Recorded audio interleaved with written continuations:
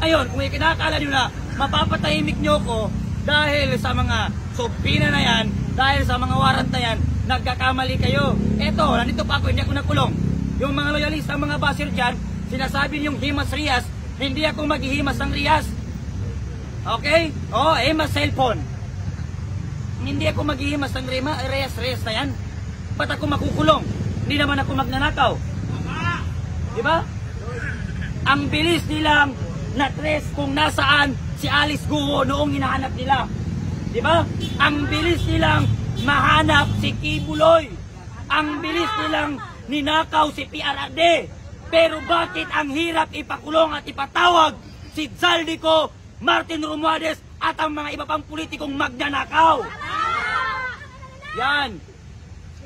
Diba? Tapos ako ipapasumpinan nyo, magnanakaw ba ako? Pero kahit kaya nagpapasalamat pa rin ako sa DIDG kasi kahit paano sila ay CIDG ba? Yes. Kahit paano nagpapasalamat pa rin ako sa kanila. Isang karangalan sa akin na ipatawag ako, isang karangalan sa akin na makulong ako dahil sa pagsasabi ko ng katotohanan. Hindi nakakahiya sa isang tao na makukulong o mamamatay dahil sa pakikipaglaban niya para sa kanyang bayan at sa kanyang karapatan. Pero nakakahiya na tumakbo kang politiko, wala kang serbisyo kung hindi pagnanakaw lang ang ginawa mo. Yan ang nakakahiya. Mabuhay ang Pilipino! Mabuhay! Mamatay ang magnanakaw! Mamatay ang magnanakaw!